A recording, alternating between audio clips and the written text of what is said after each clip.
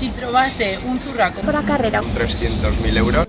Hostia, y una buena pregunta, en verdad, Una cosa bien rariza trobarse iso por la carrera. Lo primero que faría sería pillar un espanto. Aquel hombre murió del espanto que pilló. Cal estar buena persona para tornar los dineros a lo suyo propietario.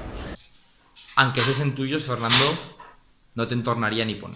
No ve los perdiu. Y con 300.000 euros se podrían hacer muchísimas cosas.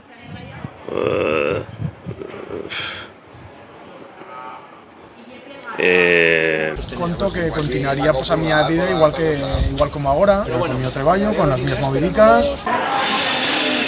Bueno, así como cocieto, como cosa que podese tenir así de turruntera, pues... Invertirlo en cultura, más que más. Instrumentos musicals a punta pala, ¿no?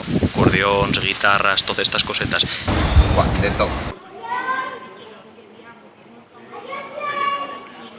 Por ejemplo... Veniría a tocar Ibet, haber puesto bien pincho, no Tacuba. Mercar un coche, bueno. ficaría un colchón a intro, marcharía a Tomón y pillaría unas cravas. A hacer una buena borina, que llame cal. Bueno, muchas cositas se pueden hacer. Y pro.